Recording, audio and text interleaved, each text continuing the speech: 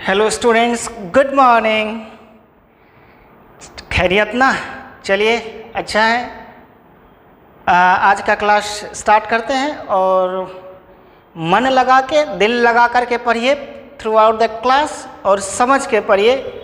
क्या बोले कि ज़िंदगी में इतना मेहनत कर दीजिए, इतना मेहनत कर दीजिए कि फिर कभी पछताइए नहीं। ठीक है? ये बात बार बार बोल रहे हैं और इसको सोचिए हम क्या कह रहे हैं, नहीं तो बहुत जल्दी आपका उम्र हो जाएगा दुकान चलाने का। ठीक है? अब यहाँ पे देखिएगा, ध्यान दीजिएगा क्या कह रहे हैं। हम लोग मैक्सिमम और मिनिमम इंटेंसिटी निकाले थे, तो एनालिसिस में हम कहते हैं the ratio of maximum and minimum intensity, maximum and minimum intensity. इसको हम एम्पलीट्यूड के टर्म में भी देंगे। पहले हम इसको लिखने दीजिए,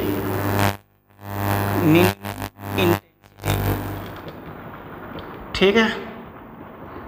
अधिकतम तथा न्यूनतम तीव्रता का अनुपात, अधिकतम तथा न्यूनतम तीव्रता का अनुपात। ठीक है, इधर ध्यान दीजिएगा। आई मैक्स क्या लिखे थे, देखिएगा। I max by I min कह रहा निकालने के लिए। आई मैक्स लिखे थे root under I1 plus root under I2 का whole square by root under I1 minus root under I2 का होल स्क्वायर। समझे? अब इसको ऐसा लिख सकते हैं, root under I1 plus root under I2 by root under I1 minus root under I2 का होल स्क्वायर। ठीक है, ये क्या हो गया आई मैक्स और ये क्या हो गया आई मीन। ये तो हुआ ही हुआ। अब यहाँ पे हम आपको क्या कहना चाह रहे हैं वो देखिए। इन टर्म्स ऑफ एम्पलीट्यूड, ये चीज़ बार बार पूछता है इसमें numericals. In terms of amplitude देखिए, आयाम के पद में, आयाम के पद में देखिए, आई max by I min. I max क्या होगा, रूट अंडर I1 को क्या लिखिएगा, रूट अंडर, देखिए I1 को याद है के ए स्क्वायर लिखे थे और I2 को क्या लिखे थे, के बी स्क्वायर लिखे थे। समझ गए? तो देखिए यहाँ पे I max by I min बराबर रूट अंडर आई को K A square plus I2 को K B square by root under के A square minus root under के बी स्क्वायर पूरा का होल स्क्वायर। अब देखिए यहाँ पे ये रूट अंडर के ए हो जाएगा प्लस रूट अंडर के बी हो जाएगा। ठीक है, स्क्वायर है ना, और रूट अंडर के ए माइनस रूट अंडर के बी हो जाएगा। ठीक है, यहाँ का होल स्क्वायर, तो रूट अंडर के बाहर ले लीजिए, तो ये क्या हो जाएगा, A plus B by root under के, ये ए माइनस बी हो जाएगा का होल स्क्वायर। रूट अंडर के और रूट अंडर के कैंसिल आउट हो जाएगा। ये आपका आई मैक्स, ये आपका आई मीन। तो I max by I min, I max by I mean क्या होगा, ए plus B by A minus B का होल स्क्वायर। ये किसके टर्म में रेशियो हुआ, ये एम्पलीट्यूड के टर्म में हुआ। ठीक है, और ये इंटेंसिटी के टर्म में हुआ। ये एम्पलीट्यूड के टर्म हुआ, मैक्सिमम इंटेंसिटी और मिनिमम इंटेंसिटी का रेशियो। ठीक है, इसको निकालिएगा और सारे न्यूमेरिकल्स इस पे करते हैं। इस पे आपके लिए न्यूमेरिकल है, ध्यान दीजिएगा।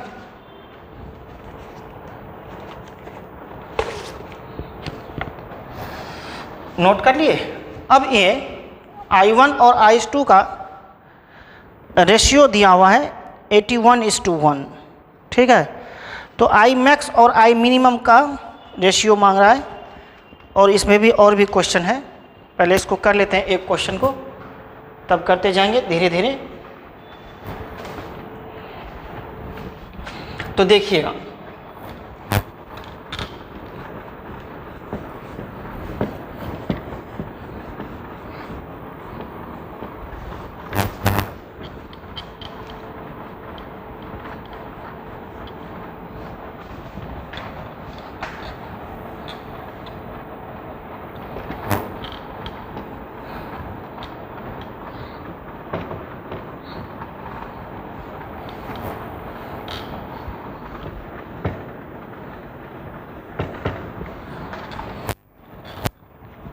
अब यहाँ पे देखिएगा, क्वेश्चन है I1 is to I2 equal to I1 is to I2 equal to 81:1। तो कह रहा है आई मैक्स और आई मीन का रेशियो निकालने के लिए, ठीक है। तो देखिए क्या दिया हुआ है, सॉल्यूशन देखिए, यहाँ पे उतना दिया हुआ, सॉल्यूशन देखिए। I1 is to I2 81:1, ठीक है। तो I1 इक्वल टू 81 I2, ठीक है। अब I max by I min का रेशियो देखिए, क्या बोले थे, root under I1 plus root under I2 by root under I1 minus root under I2 का क्या, होल स्क्वायर। अब ये I1 को क्या लिखेगा, 81 I2 plus root under I2 by 81 I2 minus root under I2 का होल स्क्वायर, ठीक है। तो ये 9 हो जाएगा। देखिएगा आई मैक्स, ये क्या हो गया, आई मीन। तो I max by I min. अब यहाँ पे क्या करिएगा, 9 root under I2 plus root under I2 by 9 root under I2 minus root under I2 का होल स्क्वायर। तो ये क्या हो जाएगा, 10 रूट अंडर I2 और बाय 8 रूट अंडर I2, ठीक है, का होल स्क्वायर। ये कैंसिल हो जाएगा, ये 5/4 होल स्क्वायर, ये जो होगा 25:16 हो जाएगा।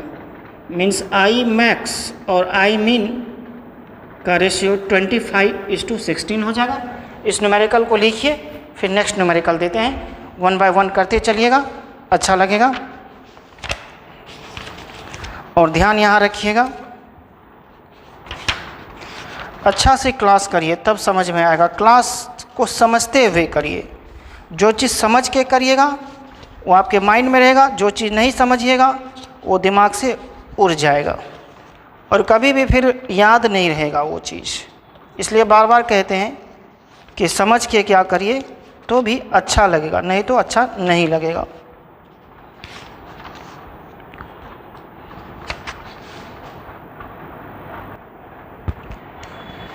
हाँ देखिएगा, एक क्वेश्चन और देखिए क्या कह रहा है, A1 is to A2 is to 2 is to 1 दिया हुआ, ठीक है। तो ये कह रहा निकालने के लिए, इसका सॉल्यूशन देखिए कैसे बनाइए। A1 is to A2 equal to 2 is to 1, okay. तब देखिएगा कैसे निकालिएगा। तो देखिए A1 by A2 equal to 2 is to 1 दिया हुआ, तो A1 इक्वल टू 2A2। अब देखिए एम्पलीट्यूड के टर्म में आई मैक्स और आई मीन का रेशियो क्या बोले, A प्लस बी या A1 प्लस A2 जो भी है, A1 प्लस A2 अब बाय A1 माइनस A2 का होल स्क्वायर बोले, यानी A plus B by A minus B का होल स्क्वायर। A1 को क्या लिखेगा, 2A2 प्लस A2 अब बाय 2A2 माइनस A2 का होल स्क्वायर। अब देखिए यहाँ पे I max by I mean क्या हो जाएगा बताइए, 3A2 ये क्या हो जाएगा, A2 का होल स्क्वायर, ये कैंसिल आउट, ये 9:1। तो I max by I min, I max is to I min equal to 9:1 हो गया। समझ गए? ये दूसरा क्वेश्चन हो गया, इसको लिख लीजिएगा। एनसीईआरटी का एक क्वेश्चन है, वो भी बढ़िया क्वेश्चन है।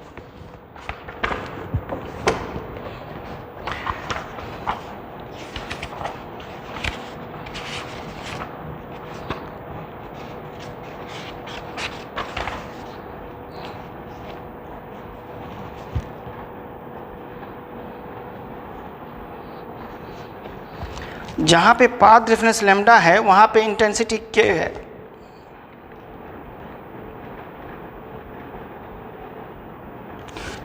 एक एनसीईआरटी का क्वेश्चन देखिए, 10.5 है क्वेश्चन नंबर, और पेज नंबर आप देख लीजिएगा 383 है।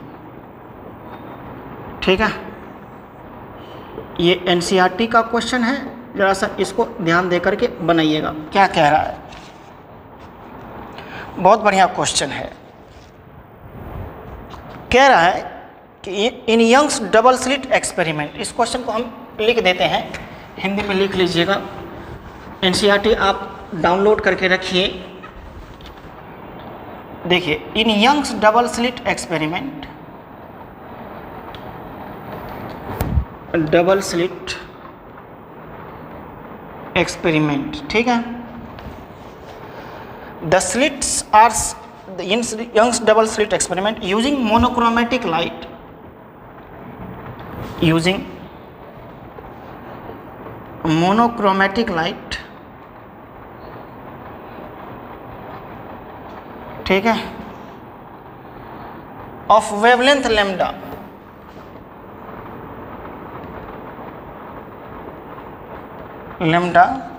the intensity of light at a point, the intensity of light at a point, hello ध्यान से देखिएगा, the intensity of light at a point on the screen where path difference is lambda, path difference is lambda, is k units, ठीक है।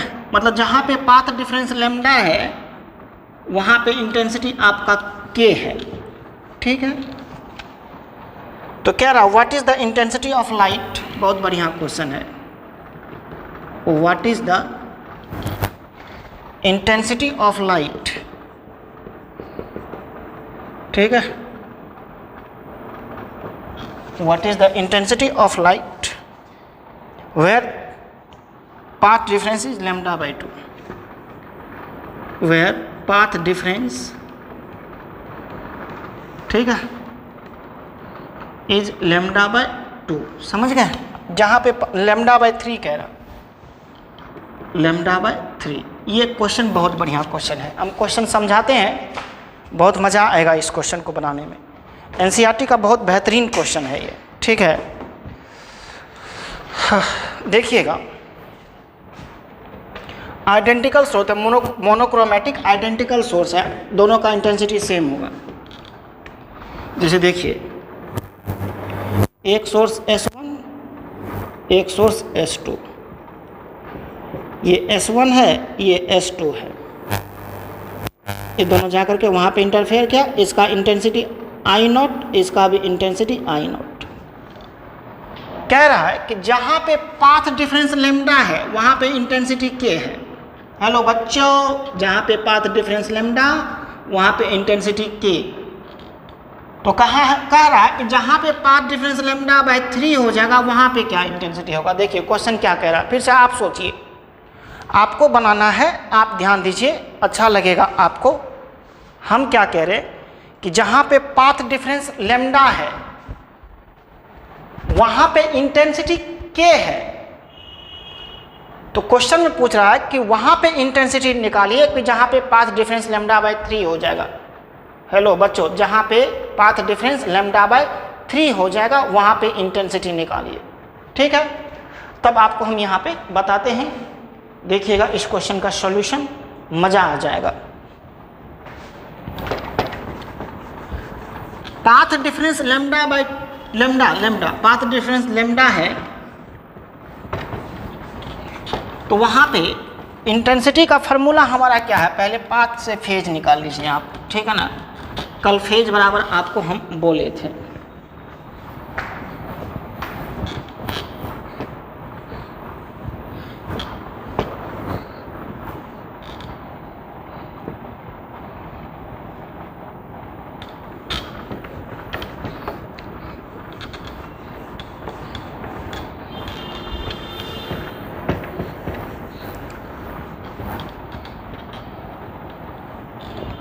तो देखिए यहाँ पे path phase बराबर 2 pi by lambda into path लिखे थे, तो पाथ कितना है, लेमडा है, तो लेमडा कट गया तो फेज 2 पाई हुआ। तो इंटेंसिटी कितना है, के, ठीक। इंटेंसिटी का फॉर्मूला क्या बोलिए, I1 plus I2 plus 2 root under I1 into I2 cos phi बराबर के, दोनों आइडेंटिकल है, I0 plus 2 root under I0 into cos 2 pi बराबर के, तो 2I0 plus 2I0 cos 360 degree का वैल्यू 1 होगा, कॉस 2 पाई 360 डिग्री का वैल्यू 1, फेज 2 पाई है ना, बराबर के, तो 4I0 बराबर के, तो I0 बराबर कितना हो गया, k बाई 4। अब देखिए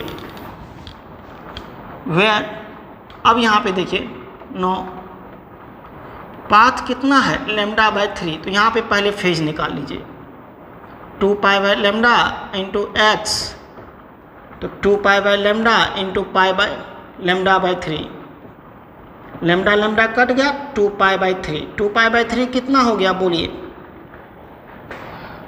120 डिग्री, ठीक है ना। अब यहाँ पे देखिएगा, अब यहाँ पे इंटेंसिटी निकालिए, इंटेंसिटी का फॉर्मूला क्या लिखिएगा, यहाँ पे इंटेंसिटी I डैश लिख लीजिए, I1 plus I2 plus 2 root under I1 into I2 into cos phi, identical है, तो I0 plus 2 root under I0 into cos 120 degree, मतलब 2 pi by 3, 2I0 plus 2I0 root under I0 2I0 cos 120 degree का value -1/2, 2 cut गया, 2I0 minus I0, तो ये I0 हो गया। अब I0 कितना निकाले थे हम लोग, k बाई 4, तो यहाँ पे जो इंटेंसिटी हो गया k बाई 4 हो गया, मतलब जहाँ पे पाथ डिफरेंस लेमडा था वहाँ पे इंटेंसिटी k था, ठीक है ना। और जहाँ पे पाथ डिफरेंस लेमडा बाई 3 हो गया वहाँ पे इंटेंसिटी कितना हो गया, k बाई 4 हो गया। ये एनसीईआरटी के क्वेश्चन का सॉल्यूशन हो गया। और इसको लिखिए बच्चे, आराम से लिखिएगा, नोट करिएगा, तब देखिए एक क्वेश्चन और करवाते हैं और अच्छा लगेगा। अब देखिए एक और देखिएगा थोड़ा सा, एनालिसिस 2 देख लीजिएगा, तब फ्रिंज विड्थ हम लोग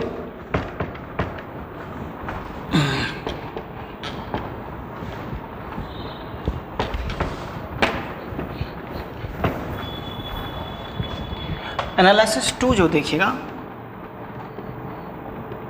if ratio of width is given, if the ratio of width of slit is given, ठीक है ना, ratio of width of slit is given, तब देखिएगा कैसे लिखिएगा width के टर्म में। जैसे कि ये 2 स्लिट है S1 और S2, इसका width W1, इसका width W2, ठीक है। अब यहाँ पे देखिएगा इंटेंसिटी मीन्स यदि छिद्र के चौड़ाई का अनुपात दिया हो, चौड़ाई का अनुपात दिया हो, तब इंटेंसिटी के मैक्सिमम टू मिनिमम इंटेंसिटी का रेशियो कैसे निकालेंगे? सबसे पहला, intensity is directly proportional to amplitude का स्क्वायर, एक फर्स्ट, और intensity is directly proportional to width होता है। डायरेक्टली प्रोपोर्शनल टू क्या लिखेगा? विड्थ। ठीक है, तो बताइए आप क्या बताएंगे बच्चे? Intensity directly proportional to amplitude का square, intensity directly proportional to width. ठीक, तो यहां से विड्थ डायरेक्टली प्रोपोर्शनल टू हो जाएगा एम्पलीट्यूड का स्क्वायर, है ना? बोलिए ना। Intensity directly proportional to width, width directly proportional to intensity, तो width directly proportional to amplitude का स्क्वायर हो जाएगा। तो यहाँ पे ऐसा लिख सकते हैं W1 bye width W1 bye W2, ratio जब निकालेंगे A1 बाय A2 का स्क्वायर। ठीक है ना? A1 बाय क्या लिखेगा? A2 का स्क्वायर। जब रेशियो निकालेंगे तो मान लीजिए, देखिए मेरी बात समझिए, इसको कोई लोग नहीं समझे। W1 बराबर K, A1 स्क्वायर जब हटेगा तो ये, और W2 बराबर क्या लिखेगा? K, A2 स्क्वायर लिखिएगा ना यहाँ से, बोलिए। ठीक है, तो विड्थ का ratio W1 by W2, K cancel out, A1 का स्क्वायर अब बाय A2 का स्क्वायर होगा, तो मीन्स W1 बाई W2 बराबर A1 बाय A2 का होल स्क्वायर। तो यहाँ पे ये इधर आ जाएगा, तो A1 बाय A2 बराबर root under W1 bye W2 होगा। मेरी बात समझ रहे हैं ना? यानी A1 is to A2 equal to root under W1 is to W2। समझ गए बातों को क्या? तो I max by I min बराबर क्या लिखे थे? A plus B by A minus B का होल स्क्वायर। तो रूट अंडर या A1 प्लस A2 ऐसा लिख सकते हैं, A1 plus A2 bye A1 minus A2 का होल स्क्वायर। ठीक है, अब इसको लिख सकते हैं root under W1 plus root under W2 by root under W1 minus root under W2 का होल स्क्वायर। ये क्या हो गया? I max by I min. समझे? तो ये जो निकल गया विड्थ के टर्म में, देखिए क्या क्या चीज़ के टर्म में दे दिए हम, I मैक्स और I मीन का रेशियो। पहले I1 और I2 के टर्म में दिए, ठीक है। अब जो दिए आपको एम्पलीट्यूड के टर्म में दिए थे, और अब जो दिए हैं विड्थ के टर्म में दिए। मेरी बात समझे क्या? क्या क्या बोलिए? पहले I1 और I2 के टर्म में दिए थे, एम्पलीट्यूड के टर्म में दिए, अब विड्थ के टर्म में दिए। समझ गए? ये तीनों टर्म में दिए हैं। इसको लिखिए, जल्दी लिखिए।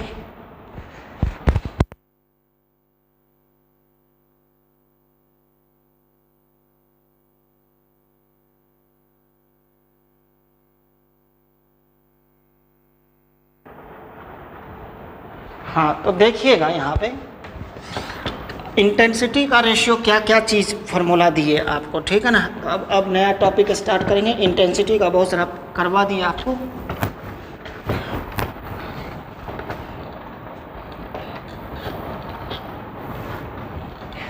ये देखिएगा इंटेंसिटी जो होगा, ये फाइनली लिख लीजिएगा I max by I mean equal to क्या? Root under I1 plus root under I2 by root under I1 minus root under I2 का whole square equal to root under omega 1 plus root under या W2 root under W1 minus root under W2 का whole square, या A plus B by A minus B का whole square. ये amplitude के term में, ये width के term में, ये इंटेंसिटी के टर्म में, समझ गए। ये आई मैक्स और ये क्या, आई मीन का रेशियो। इसको लिख लीजिए, कंप्लीट लिख लीजिएगा। अब देखिए आपको हम हेडिंग लिखिएगा फ्रिंज विड्थ, ठीक है, फ्रिंज की चौड़ाई।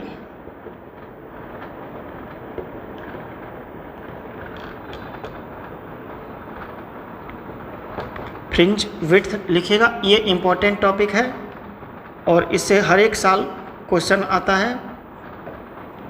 फ्रिंज की चौड़ाई क्लियर है। फ्रिंज की चौड़ाई कैसे हम लोग निकालेंगे जरा ध्यान दीजिएगा। हेलो, देखिए पहले डिफाइन कर देते हैं, पहले आपको हम समझा देते हैं क्या होता है फ्रिंज की चौड़ाई। ये देखिए, ये हमारा सेंट्रल ब्राइट बना, ये हमारा डार्क बना, ठीक है। ये हमारा डार्क बना, ये हमारा ब्राइट बना, ये डार्क, ये ब्राइट, ये ब्राइट, ये डार्क, फिर ये डार्क। कोई भी दो कंजिक्यूटिव ब्राइट लगातार क्रमागत, ये ब्राइट और ये ब्राइट के बीच का जो सेपरेशन होगा उसको फ्रिंज की चौड़ाई कहेंगे और इसको डिनोट करेंगे बीटा से, यानी तो डब्ल्यू से। किसी किसी बुक में डब्ल्यू से क्या, किसी किसी बुक में बीटा से क्या है बच्चों, इधर मजा लीजिए।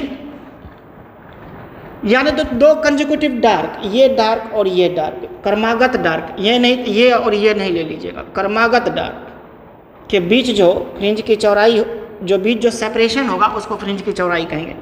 या ये डार्क ले लीजिए, ये भी तो क्रमागत हो गया। कोई भी दो क्रमागत लगातार डार्क के बीच या कोई भी दो ब्राइट के बीच, दीप्त फ्रिंज या अदीप्त फ्रिंज, दो क्रमागत दीप्त फ्रिंज या दो क्रमागत अदीप्त फ्रिंज के बीच का जो सेपरेशन होगा, बीच का जो पृथक्करण होगा, उसको हम फ्रिंज विड्थ कहेंगे, लीनियर फ्रिंज विड्थ। समझ गए। जैसे कि ये ब्राइट और ये ब्राइट, या ये ब्राइट और ये ब्राइट के बीच, या ये डार्क और ये डार्क के बीच जो हमारा सेपरेशन होगा उसको हम लोग फ्रिंज विड्थ कहेंगे। अब ये फ्रिंज विड्थ निकालेंगे कैसे, पहले हम इसको डिफाइन कर लेते हैं, तब आपको निकालते हैं कैसे निकालेंगे, ठीक है। यहाँ पे देखेंगे the linear separation, the linear या सेपरेशन सिंपली लिख सकते थे, the linear separation between two consecutive bright fringe या dark, two consecutive bright fringe और टू कंजिक्यूटिव डार्क फ्रिंज, दोनों के बीच भी हो सकता है। कंजिक्यूटिव डार्क फ्रिंज, ठीक है, is called fringe width, is called क्या लिखेगा, फ्रिंज विड्थ। दो क्रमागत, यहाँ पे ऐसा लिखेगा, दो क्रमागत दीप्त फ्रिंज अथवा दो क्रमागत अदीप्त फ्रिंज, फ्रिंज के बीच पृथक्करण को फ्रिंज की चौड़ाई कहते हैं, फ्रिंज की चौड़ाई कहते हैं। समझ गए। अब देखिए इसका फिगर ड्रॉ करते हैं, ये अच्छा लगेगा। ये ब्राइट है, ये डार्क है, ठीक है, ये ब्राइट है, ये आपका डार्क है, ये आपका डार्क फ्रिंज हेज है, ये आपका, ये भी डार्क है, ये डार्क है, ये डार्क है, ये ब्राइट है। दो कंजिक्यूटिव ब्राइट, ये ब्राइट और ये ब्राइट के बीच जो ये सेपरेशन होगा, इसको फ्रिंज की चौड़ाई का, तो इसको बीटा से डिनोट करिएगा, यानी तो डब्ल्यू से डिनोट कर सकते हैं फ्रिंज विड्थ। या ये डार्क ले लीजिएगा, ये डार्क लीजिएगा, ठीक है, 2 कंजिक्यूटिव डार्क या 2 कंजिक्यूटिव ब्राइट, इसके बीच जो फ्रिंज विड्थ होगा ये डब्ल्यू से ये फ्रिंज विड्थ होगा। समझ गए? ये नोट करिए, तब हम एक्सप्रेशन बताते हैं कैसे एक्सप्रेशन निकालेंगे फ्रिंज की चौड़ाई के लिए। हम दोनों से निकाल सकते हैं, कंजिक्यूटिव ब्राइट से या कंजिक्यूटिव डार्क से। समझ गए? तो आप इसको, अब हम लोग हेडिंग लिखेंगे expression for fringe width, expression for fringe width.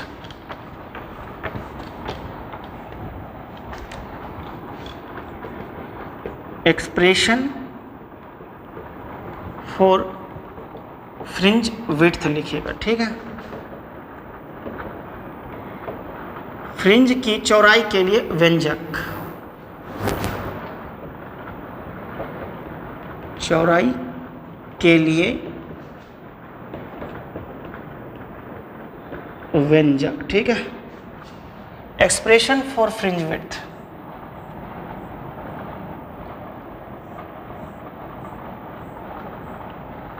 अब ये कैसे निकालिएगा जरा सा देखिएगा।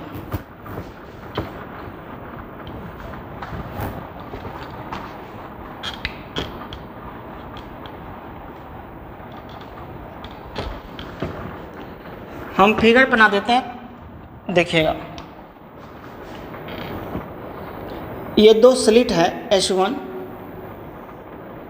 ठीक है, ये क्या है S2, ये S1, ये बीच से लाइन है और यहाँ पे स्क्रीन है, ये जाके इंटरफेयर करता है वहाँ स्क्रीन पे, ठीक है। ये आपको S1, ये आपको S2 हो गया,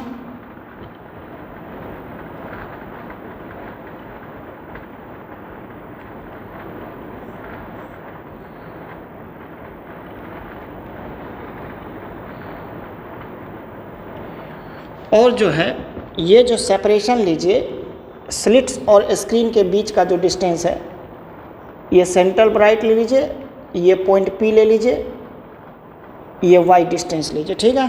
और सेपरेशन बिटवीन 2 स्लिट्स है, ये D ले लीजिए, और ये जो है ये पॉइंट से यहाँ पे मिला है, ये पाथ X ले लीजिए, ये path X plus delta X, थोड़ा सा अधिक है ये, ठीक है, x प्लस डेल्टा x, दोनों के बीच का पाथ डिफरेंस देखिए, ये x प्लस डेल्टा x, ये x, तो x plus delta x minus x cut करके पाथ डिफरेंस कितना हो जाएगा डेल्टा x। समझ गए? तो हम पहले इतना जो फिगर लिए हैं वो लिखते हैं। Let 2 slits S1 and S2, let 2 slits S1 and S2 separated by a small distance d, the distance between slits and screen be capital D। समझ गए? इतना तो लिखते हैं। let the separation between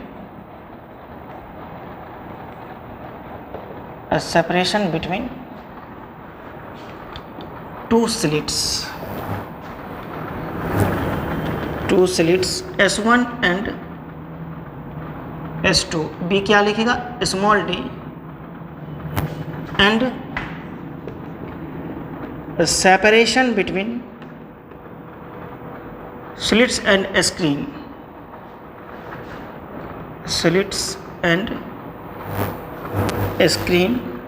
B कौन सा D लीजिएगा capital D। माना 2 छिद्र के बीच पृथक्करण क्या है D है तथा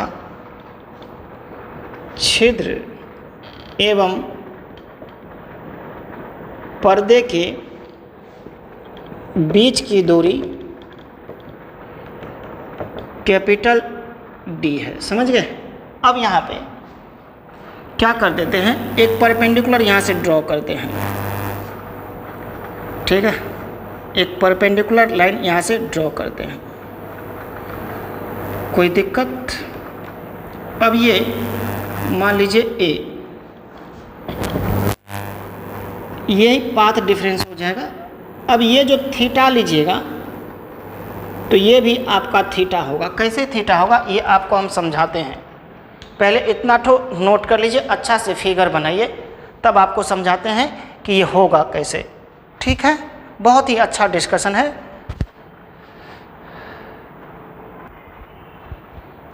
हाँ, तो देखिए यहाँ पे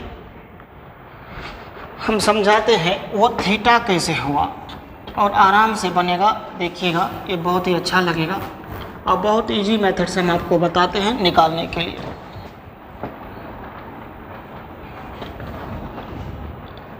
तो यहाँ पे देखिए, हम यहाँ बगल में देखिए, ये है, ये है, ये 90 डिग्री है, ये हॉरिजॉन्टल लाइन है। देखिएगा ज़रा सा, ये थीटा है, ये 90 है, तो ये डेफिनेटली 90 माइनस थीटा हो जाएगा।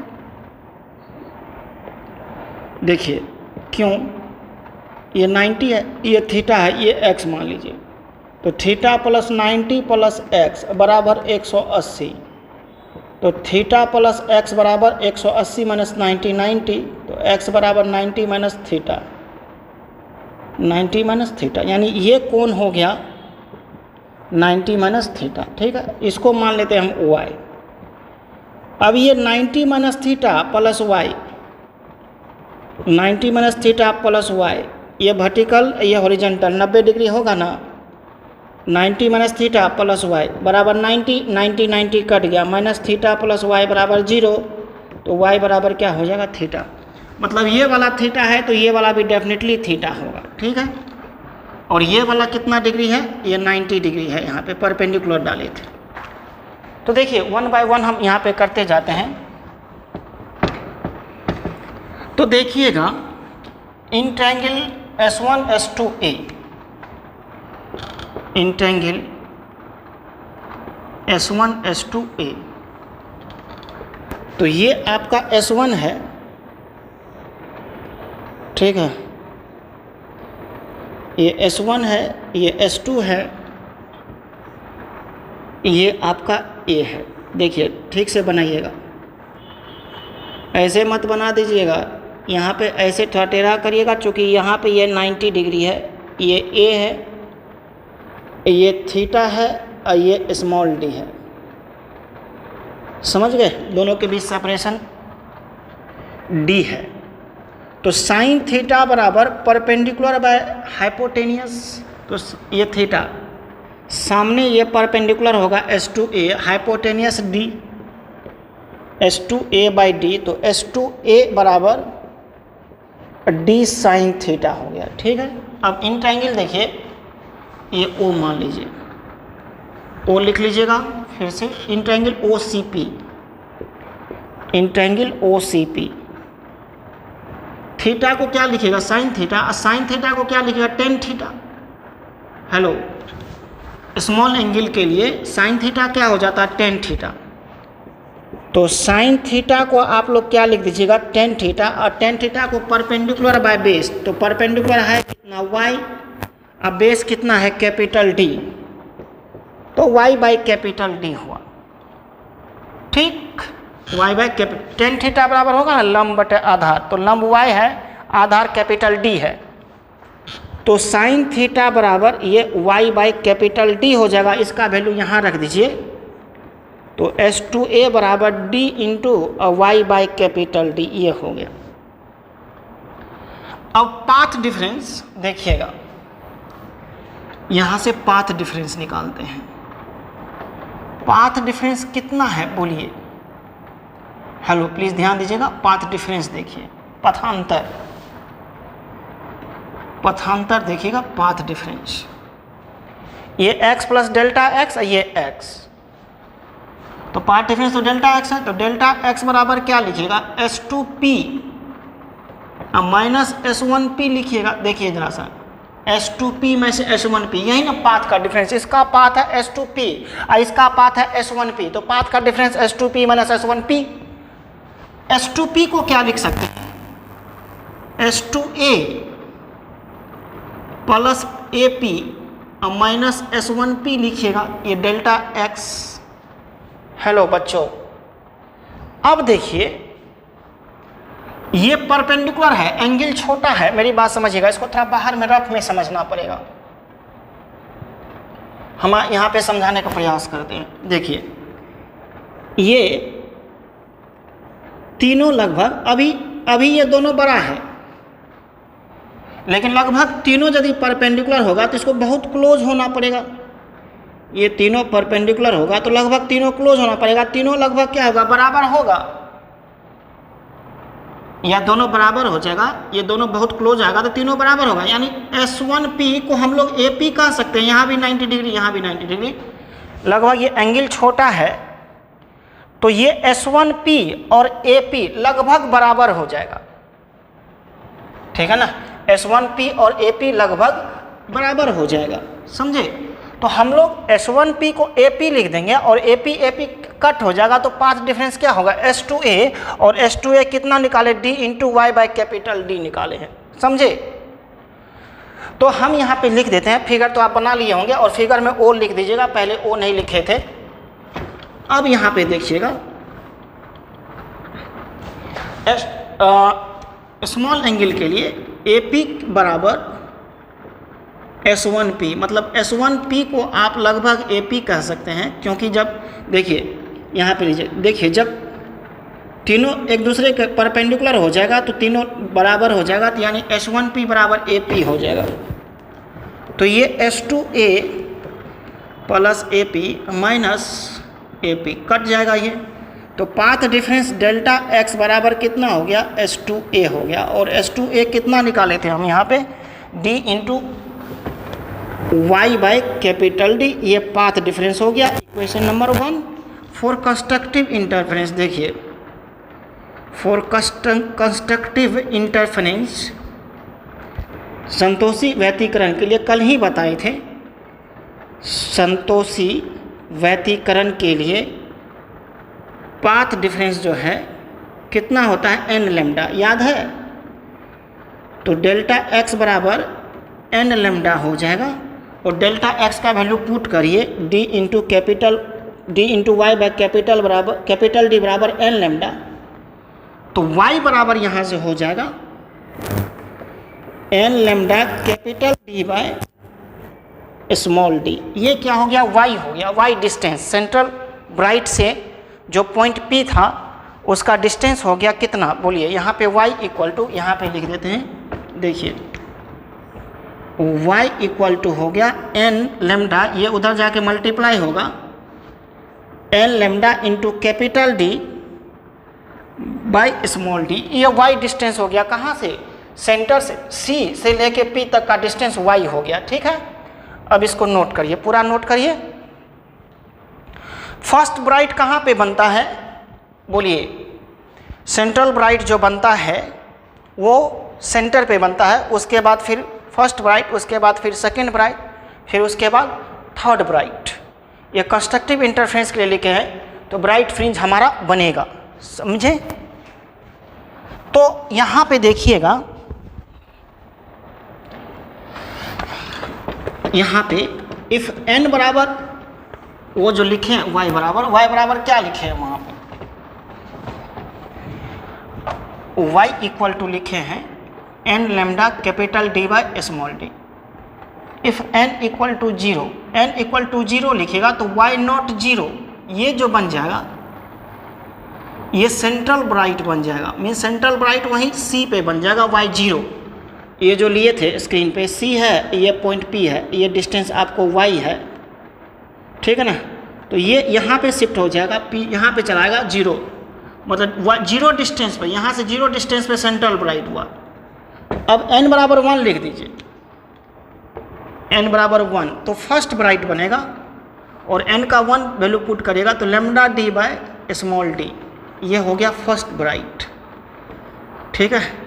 अब देखिएगा n बराबर 2 लिखिएगा तो y2 हो गया, 2 lambda capital D by small D. ये हो गया सेकेंड ब्राइट। इस तरह से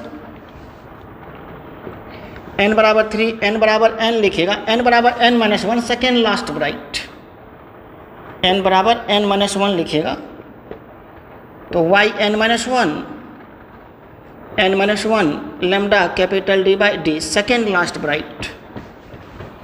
ये जो बनेगा सेकेंड लास्ट के ऊपर वाला सेकेंड लास्ट ब्राइट, ठीक है।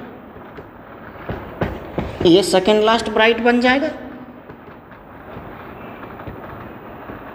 अब देखिए जरा सा, ये first bright, centre bright, first bright, second bright, n बराबर 3 रखिएगा, थर्ड ब्राइट, n बराबर n लिखिएगा तो nth ब्राइट हो जाएगा, और वह n lambda D by capital D, ये nth ब्राइट बना, ठीक है, लास्ट ब्राइट, nth ब्राइट।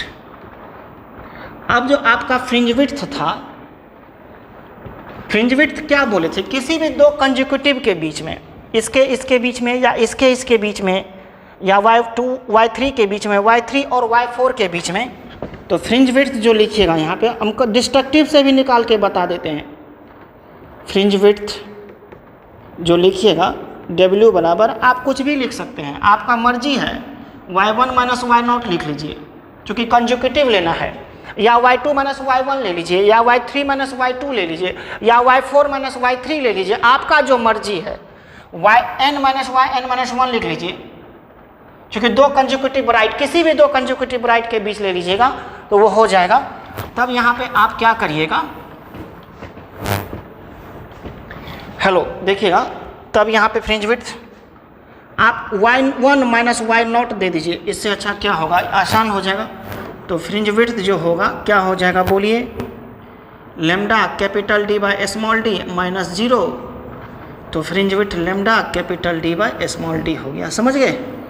अब यदि आप डिस्ट्रक्टिव इंटरफेरेंस, आप कहेंगे कि सर दो कंजुकेटिव ब्राइट फ्रिंज के बीच, आप वहाँ बीच ये फ्रिंज विड्थ हुआ, आप वहाँ ये भी बोले थे कि दो कंजुकेटिव ब्राइट या दो कंजुकेटिव डार्क, दो क्रमागत दीप्त या दो क्रमागत अदीप्त, तो ये ब्राइट लेकर के ना हम किए, ठीक है, ये ब्राइट लेकर के किए। आप कहेगा कि नहीं हमको डार्क ही लेकर के, दो कंजुकेटिव डार्क के बीच लेकर के दिखाइए, तो वहाँ भी यही आ जाएगा, हम करके दिखाते हैं। For destructive interference, destructive interference, ठीक है, डिस्ट्रक्टिव इंटरफेरेंस के लिए पाथ डिफरेंस याद है, x बराबर डेल्टा x बराबर लिए थे वहाँ पे 2n plus 1 into lambda by 2 लिए थे, समझ गए, 2n plus 1 into lambda by 2।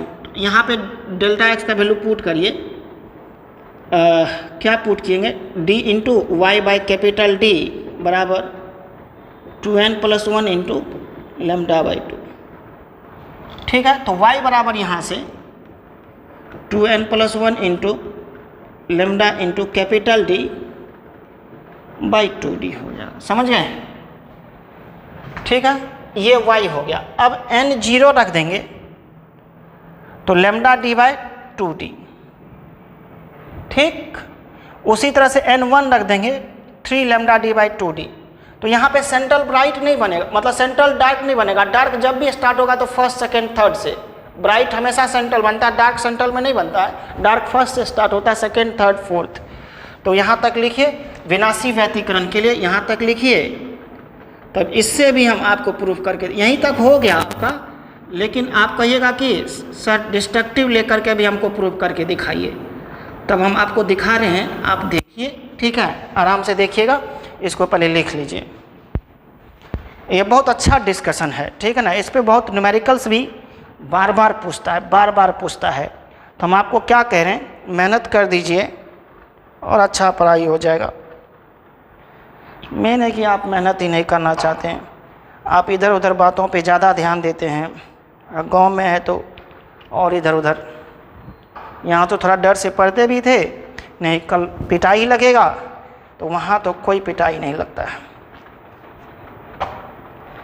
चलिए कोई बात नहीं, जितना पढ़ सकते हैं पढ़िए, हम डिस्ट्रक्टिव इंटरफेरेंस लेके दिखाते हैं, ठीक है, ये मज़ा आएगा।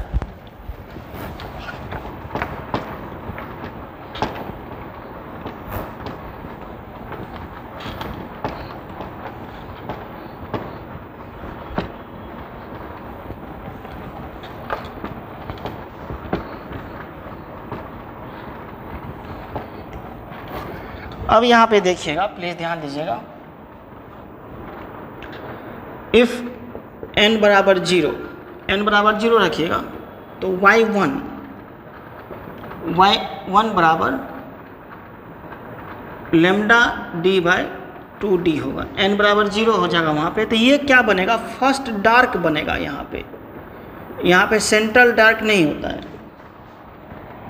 n बराबर 1 रख दीजिएगा तो y2 2 रखिएगा 3 lambda capital d by 2d, ये सेकेंड डार्क बनेगा, ठीक है ना। आप यहाँ पे n बराबर 2 रख दीजिए तो y3 ये बनेगा, और 3 तो 5 लेमडा d बाई 2d, ये थर्ड डार्क बनेगा, समझ गए। इसी तरह से n बराबर 1 रख दीजिएगा तो nth डार्क, ये लिखते जाइए, n बराबर n रख दीजिएगा तो ये yn equal to yn plus 1 बनेगा, क्योंकि n माइनस 1 ही रखेगा, ये 1 है तो 0, n बराबर 0 रखे हैं तो 1 रखे हैं तो सेकेंड डार्क, 2 रखे हैं तो थर्ड डार्क। सुनिएगा जरा सा, मेरी बात क्या समझ रहे हैं। तो n बराबर n माइनस 1 रखिएगा तो nth डार्क बनेगा, ठीक है। इस तरह से बनता चला जाएगा। तो आप हम यहीं तक लेते हैं, n बराबर 3 रखिएगा तो फोर्थ डार्क बन जाएगा, 4 2 जा 8 प्लस 1, n बराबर 3 रखिए, 3 2 जा 6 plus 1 7 lambda d by 2d, ये आपको फोर्थ डार्क बन जाएगा।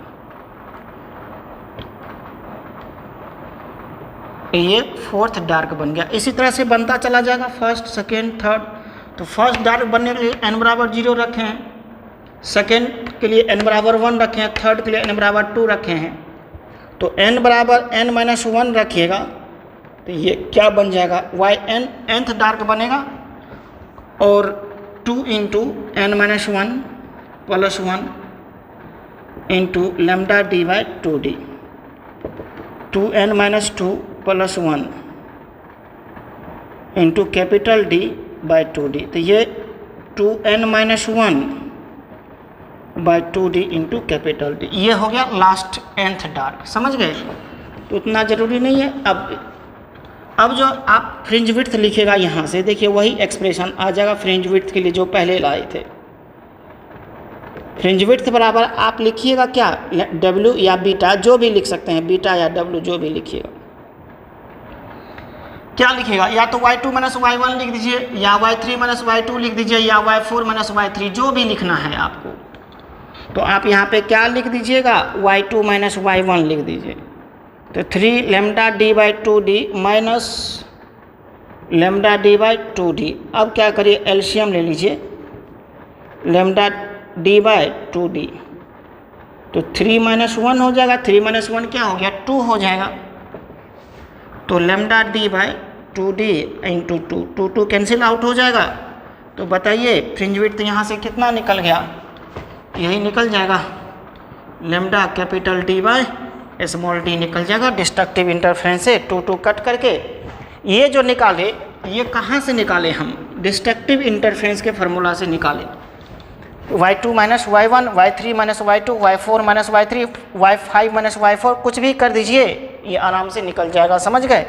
ये 2 कैंसिल आउट हो गया, lambda capital D by small d, समझ गए। तो ये जो है, ये फ्रिंज विड्थ निकल गया डिस्ट्रक्टिव इंटरफेरेंस से, या आप उधर पहले निकाले थे कंस्ट्रक्टिव से। आप एग्जाम में कंस्ट्रक्टिव से ही बना करके लिख दीजिएगा, बात खत्म, मार्क्स मिल जाएगा। हम ये डिस्ट्रक्टिव दिखाए हैं आपको सिखाने के लिए, और जब न्यूमेरिकल आता है तो न्यूमेरिकल्स में इसका यूज होगा। फर्स्ट डार्क कब बनेगा, सेकेंड डार्क कब बनेगा, थर्ड डार्क कब बनेगा, समझ गए। तो उस एनालिसिस में ये काम देगा, न्यूमेरिकल्स के एनालिसिस में। फ्रिंज विड्थ या तो आप कंस्ट्रक्टिव लेकर के बना दीजिए या डिस्ट्रक्टिव लेके, देखिए दोनों से सेम आया। यहाँ भी, यहाँ फ्रिंज विड्थ क्या हुआ, directly proportional to wavelength, directly proportional to screen distance, और inversely proportional to width of slit निकला। समझ गए बातों को, क्या ये ऐसा हुआ। तो ये फार्मूला देखिए, कंस्ट्रक्टिव से भी यही आया था और डिस्ट्रक्टिव से भी वही आया, ठीक है। अब ये क्लियर हो गया आपका। तो घर में जो है ना क्लास को रिवीजन करते रहिए और प्रॉपर नोट्स बनाइए, तब रिवीजन करने में अच्छा होगा, यानी तो यूट्यूब से ही बार बार रिवीजन करिए।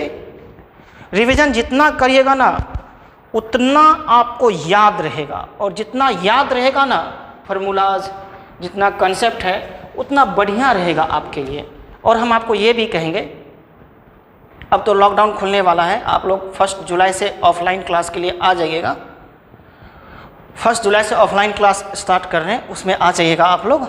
और दूसरी बात ये भी कह रहे हैं कि जब ऑफलाइन स्टार्ट होगा तो हम लोग जितना पढ़े हैं एक बार रिवीजन कर लें। ऐसे भी हमारा सिलेबस टाइम से ज़्यादा है, टाइम के अनुसार सिलेबस हम ज़्यादा पढ़ चुके हैं, तो हर घबराने की बात नहीं है। हम लोग फिर से दोबारा भी पढ़ सकते हैं, लेकिन दोबारा पढ़ने में आपको पीछे का जितना भी फार्मूला है वो पीछे का रिवीजन होना चाहिए। तब जो हम रिवीजन कराएंगे तब हमको एक्स्ट्रा टाइम मिलेगा आपको एक्स्ट्रा चीज़ बताने के लिए, तब आप में एक्सपोजर आएगा, तब आप प्रैक्टिस शॉर्ट टाइम में, कम टाइम में ज़्यादा न्यूमेरिकल्स बना सकेंगे, ज़्यादा लिख सकेंगे, आपका भी अनुभव बढ़ेगा, है ना।